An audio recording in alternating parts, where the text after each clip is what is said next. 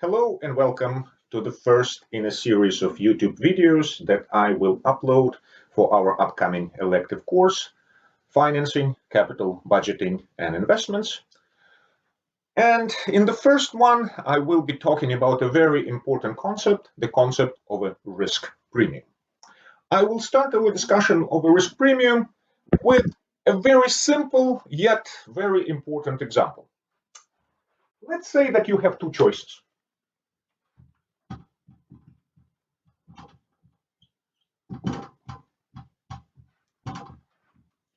So choice number one, you get $10,000. Choice number two, you flip a coin.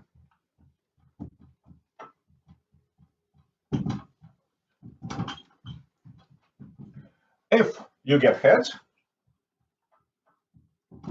you get $20,000. But if you get tails, you get nothing.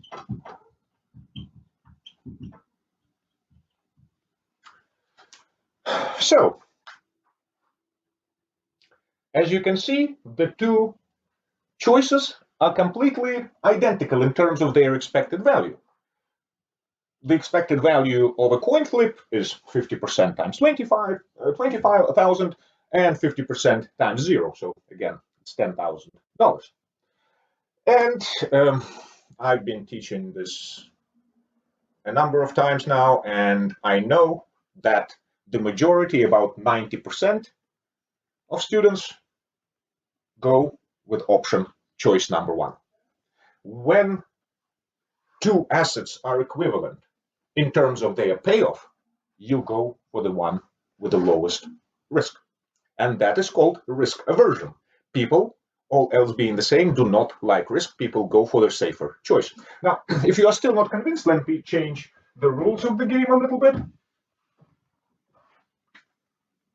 Let's say the choice one is 0. If it's heads, you win 10,000.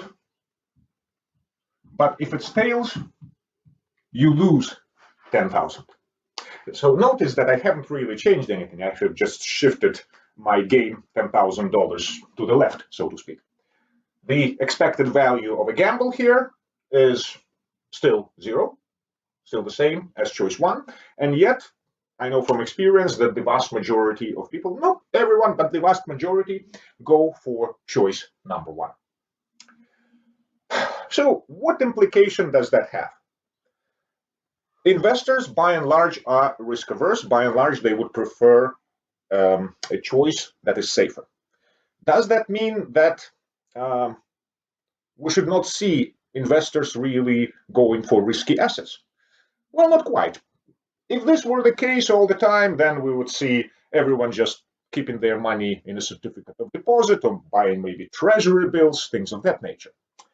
So what do I need to do to induce a risk-averse investor to go for choice number two? I have to offer you something extra. This isn't good enough, but this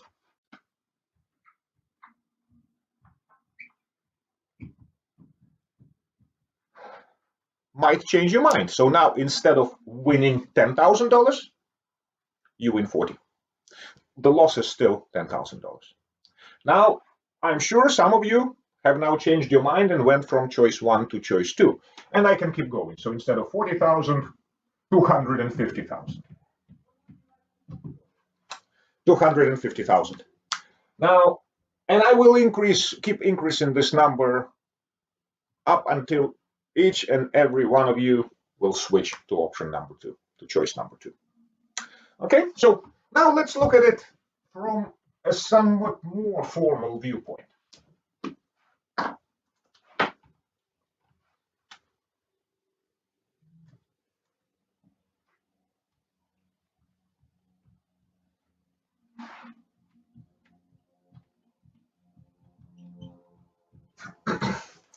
So here I have a relationship between money and happiness. Sounds like a joke, but it actually is a serious graph.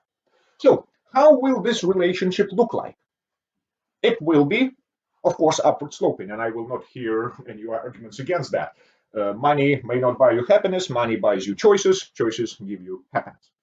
But the relationship will not be a straight line. And the reason it will not be a straight line is diminishing marginal utility. I know that I have a few subscribers from the economics class that we have just finished a couple of days ago, and you remember what it means. And the rest of you, you've been to my economics class last year, so hopefully you remember what that means. It means that your extra happiness from each extra unit diminishes. You're willing to pay $20 for the first slice of pizza. Once you have consumed that slice of pizza, your willingness to pay for the second one is lower. Same with money. If you are a starving student, $100 will go a long way. If you are wealthy, that extra $100 will not make that much of a difference. So, my relationship will be concave. So, going back to our original example, let's say that you get $0, you get 0 units of happiness. If you get $10,000,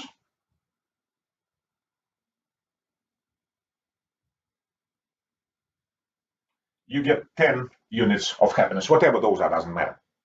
But if you get $20,000, you actually don't get 20 units of happiness because of, again, diminishing marginal utility.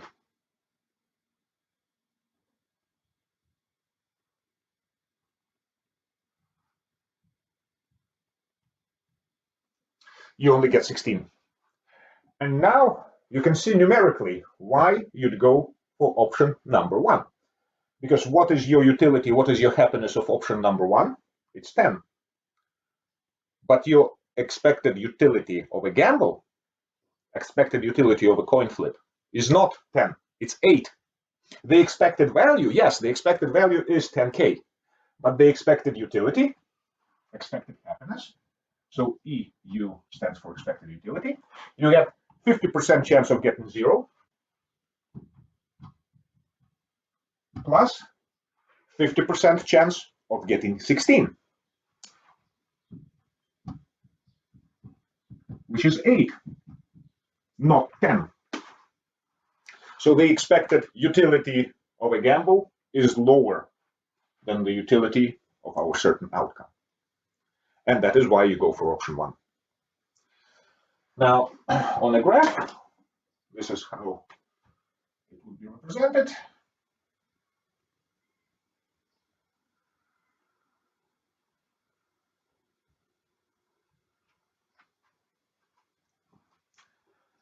And here is another way to look at risk premium. What is the level of wealth? What is the amount of money that will give me exactly the same utility as a gamble? What certainty equivalent amount will give me 8? Will give me 8 units of happiness. So in this example where you have 10K versus a coin flip, you go for 10K. All right. What about 8K versus a coin flip? What about 7K versus a coin flip? At what point will you say, you know what, forget about this, I'll just go with a coin flip? Okay. So think of it this way. I am actually forcing you to play this gamble, the gamble that you don't really like. But I give you an option to bribe me. You can pay me off and I will go away. The question is, what is the maximum amount of a bribe that you'd be willing to pay me before you say, you know what, let's just try our luck? Well, in this little graph, let's assume that it's 3K. And this certainty equivalent amount is $7,000. So at $7,000, you are exactly indifferent between a gamble or taking the 7K. $6,000, you'd rather gamble. $8,000, you'll take the 8,000. So that is another way to look at what risk premium actually is. So to conclude, investors are risk averse, but that does not necessarily mean that they will not be investing in something risky.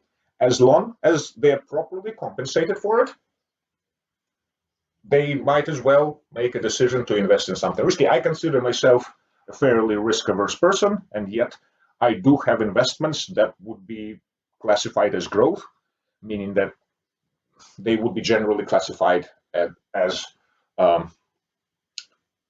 higher risk. Thank you for listening. And in the next video, we will be talking about types of risks, because obviously not all risks in financial markets are the same. Thanks again, and I will see you in the next video.